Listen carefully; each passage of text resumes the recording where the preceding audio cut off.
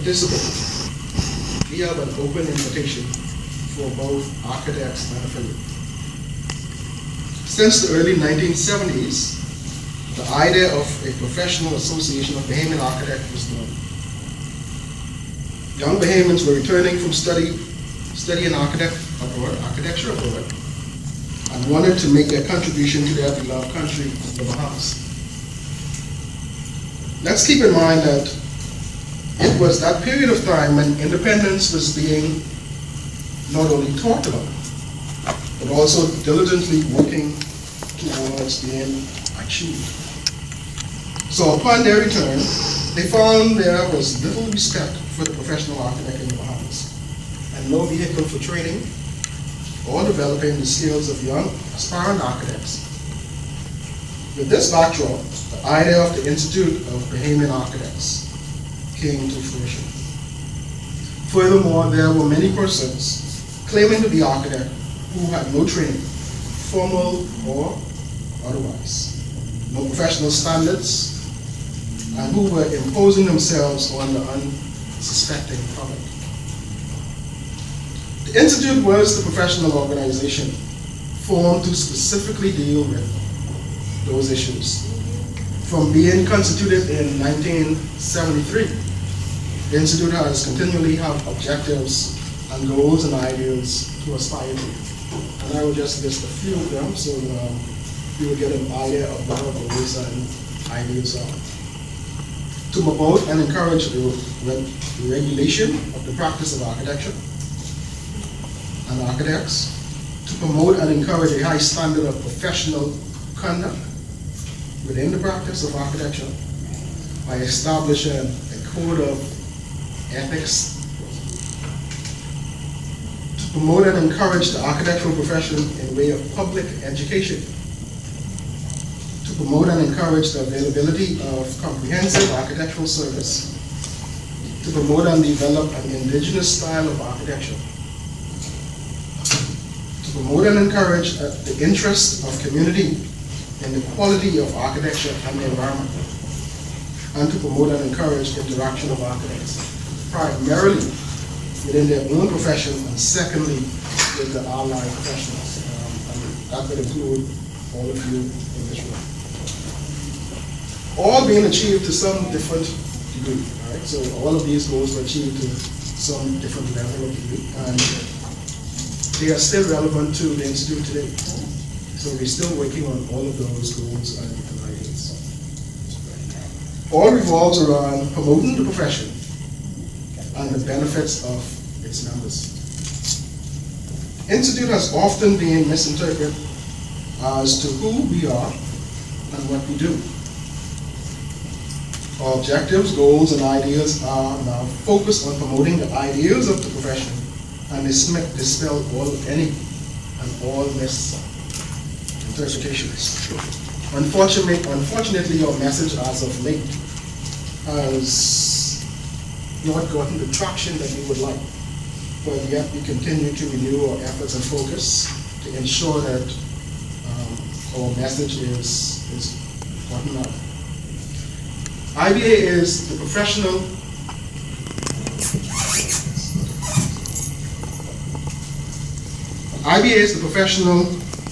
Institute of Architects, Landscape Architects, and Urban Planners. So it includes all of those professions: architects, landscape architects, and urban designers, urban planners, whose ideals of ethical standards, continued professional development, and promoting the profession and practice of architecture, planning, and the built environment.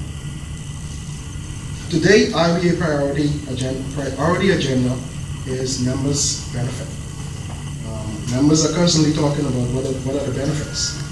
And that is one of our goals and ideas that we're focusing on today. We are still of the opinion that being a member of IBA is still in its right, its own reward. But let me state emphatically that the professional resources made available by the Institute to members and the Professional Architects Board are unequal or unparalleled. Involvement and participation within the Institute enhances your professional experience. I'm speaking of local, regional, and global professional experiences. Of course, we still advocate on behalf of architects and planners, and still there are some more benefits. Benefits such as committee appointment and participation, members promoting members' accomplishment and contributions, design awards in architecture, design awards of excellence in architecture and planning, continued professional development, regional and global conferences, mentorship, community involvement, and students award. All listed are assigned recognition and or reduced cost value for its members. The Institute has two types of members. We have corporate members and we have non-corporate members. Corporate members would be the architects who have attained qualifications, and that would include the professional degree and successful completion of the exams. And they would be full members. Within the full members, you have fellows of the Institute, and those are architects who have distinguished themselves to such high level that we have honored them for those contributions they have made. And then we have the non-corporate members. Those non-corporate members are allied professionals, associate members or aspirant architects, honorary members, and student members. So it means that it's open to all allied professionals as a non-corporate member.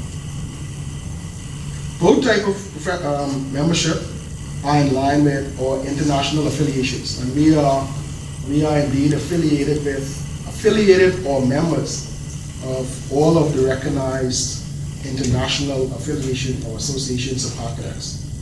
They include local as well as global.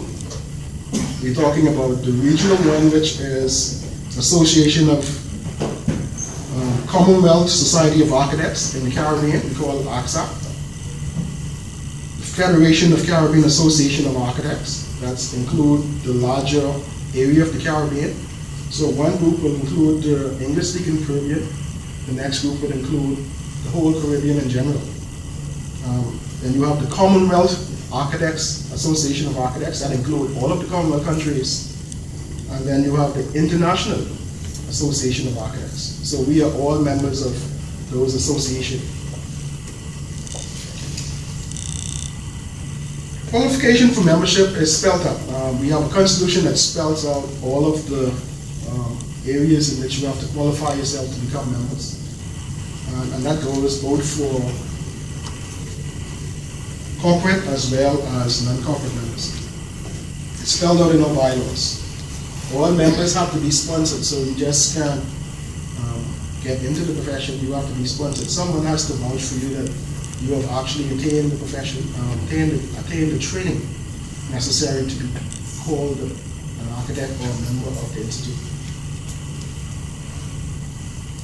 And then it has to be approved by a committee, a membership committee. So all of you are invited to apply. Some of you can only apply for non-corporate membership, and then you have a few that can apply for corporate membership. So in 1994, that was sort of the history and the ideals of the profession. So in 1994, you have the Professional Architects Act that came about. And with that act, the Professional Architects Board was enacted. The Professional Architects Board is a statutory board and should never, at no time, be confused with the Institute of Aim and Architect. They are two separate bodies. So you have the Professional Architects Board and you have the Institute of Aim and Architects, and they are separate bodies. The Professional Architects Board is a statutory board. The Institute is an organization of professionals, in particular architects, landscape architects, and urban planners. The board's responsibility is spelled out in the regulations, in the Act, the Registration Act, Architects Registration Act, with both the minister and the IBA responsible for making selection to board members. For the most part, especially in the modern time, we have not had the support of the minister in respect to timely board appointments or participation in new policies and procedures. Unfortunately, there is no monetary benefits to being executive member or board member at this time, but it is my hope that either at the end of my term or in the very near future that will be possible, that there should be some monetary gain from participating in the board or participating as an executive in IBA. IBA is strong, active, participation fluctuate in terms of numbers depending on issues that arise. From time to time you have heard us talk in the papers. One being an overriding issue that affects all practitioners. But when the Institute speaks or issues statements, it is with convictions, concise and deliberate. Always advocating for the profession and our members. We anticipate future growth, being vibrant, being robust, and advocating for and on members' behalf. Let me encourage you to please view our website. We are now going online, totally online. Our application is now online. We have a Facebook page and our website is now being prepared. So information as it relates to the Institute will now be able to be accessed from anywhere in the world. So I invite you to view these pages. Be on the lookout for our new website, which will list all of this information, the historical information, the present information, and projects and publications that have been done, contributions that have been done by members and the Institute itself. We have an ambitious calendar for the remainder of the year, so please look out for these list of events that will come. You have an open invitation to join us, as I have stated earlier. Our meetings are the second Thursday of the month, and it's at Luciano's of Chicago, the restaurant on East Bay Street. And like I said, if you wish to become a member, you can just submit an application. Believe it or not, I think the president can recommend a few professionals to become members. I think he has that club. Application and members fees are still relatively low, so you don't have to.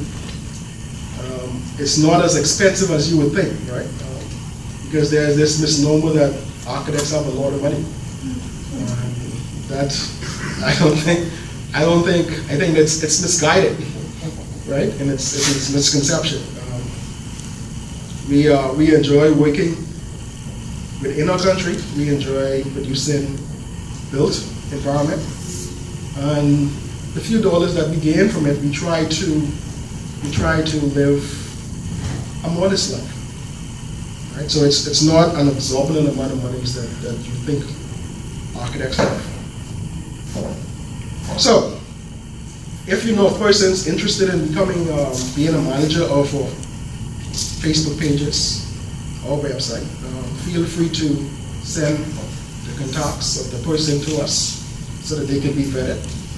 And we are really looking for a manager for those pages, Facebook, website pages. With that being said, this is just a general overview of what the Institute of Bahamian Architect is all about in terms of goals, ideals, and our objectives. We have achieved to some degree, we have achieved a lot of them, and we continue to advocate on behalf of members. We continue to advocate on behalf of the profession, and we continue to advocate on behalf of the industry. So again, thank you for inviting me to give a presentation on the Institute. I hope that it was of some interest to you, and if you have any questions, I'll be certainly glad to answer them. Thank you.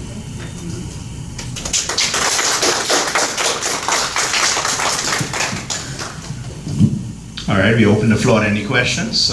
Any questions for, yes, Madam Director? I always wondered, architects, and I look at the building that your body occupies on Nassau Street, I always wonder, with all of that talent of your art, aren't you able to project a better image?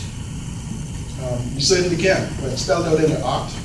The minister is responsible to provide a stipend. No, for the, That's the professional, that's not the IBA.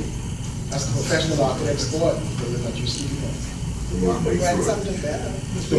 The board requires a subvention from the minister that they have never gotten from inception. And that's precisely the reason why the board still remains in the middle. The IBA has always supported and facilitated the board in terms of providing the necessary work, free of course.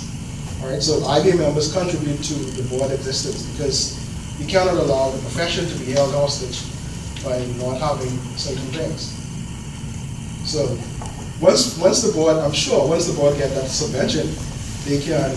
And the last talk that we had with the minister, he basically said that those things, well, not those things, but at least a space would have been provided for the professional architects board that would reflect the status of professional architects. Your fees are higher than the engineer's fees, but you still manage to find some.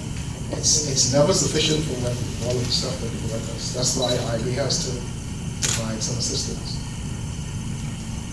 So if you could assist, and you, I know you have the air of the, I know you have the air of the even get the minister. subvention to the engineers, we have to make it on our own. I know you have the air of the minister, so if We've had to you could increase ask. our fees, we've had to increase our fees, and we're gonna have to increase them again, because you can't really depend on the subvention to. Yeah, I mean, like I said, the institute has been carrying out a heavy load of the board in terms of providing funding and services at no cost. Well, at least, maybe you should approach the professional engineers board to maybe share that the thing, because we meet them once a month, so. That's the engineer's board. So maybe if we share the space. Where's that located? Right around about. Right next. Right next to. Ms. Oxley? Yeah, I came in late, and so I didn't get the beginning. I'm a professional architect, but I have stepped out with the last item. I'm intending to come back now.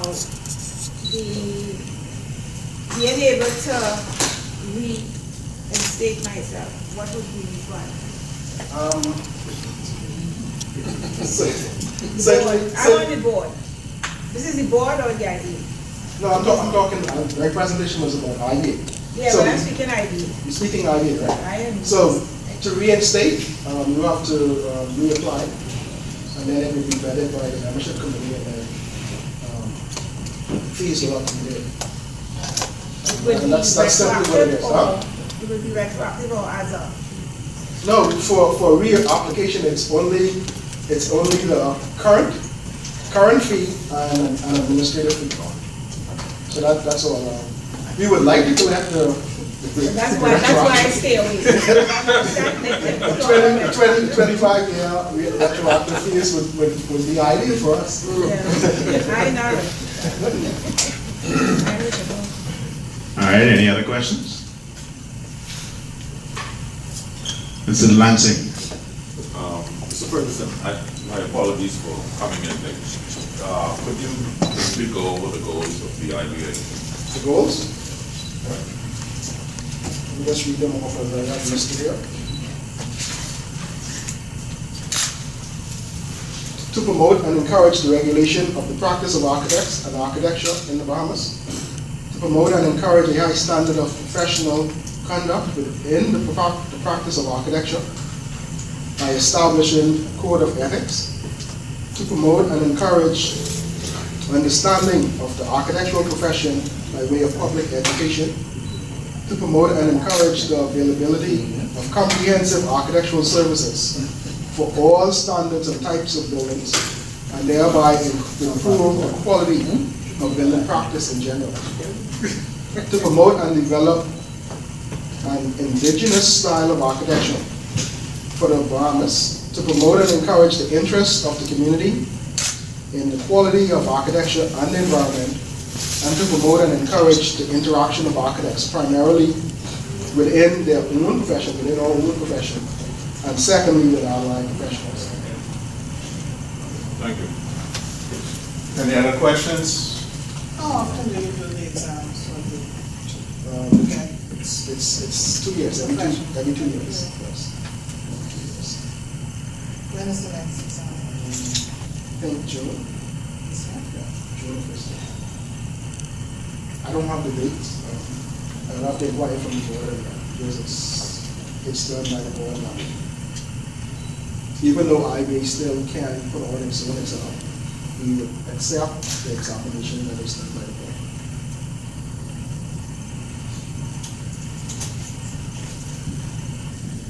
All right, sir, can we thank our guest speaker again, please? Thank you, Mr. Ferguson. At this time, I'd like to call architect Pickstock to come and bring the vote of thanks. Notice, they're using your professional day. Good afternoon. Afternoon. I've been a delinquent member, so let me say that out at the outset. But it's always good to hear from the IBA regarding, what the organization is all about. And I encourage all of you who are able to be a part of that board. So I'm sure you know a little bit more about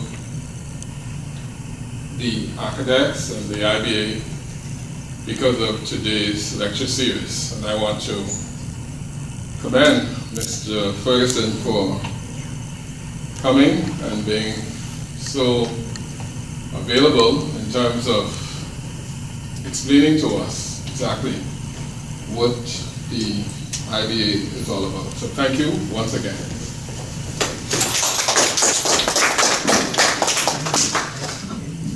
Thank you, sir. So we're getting, oh boy, y'all trying to give me this.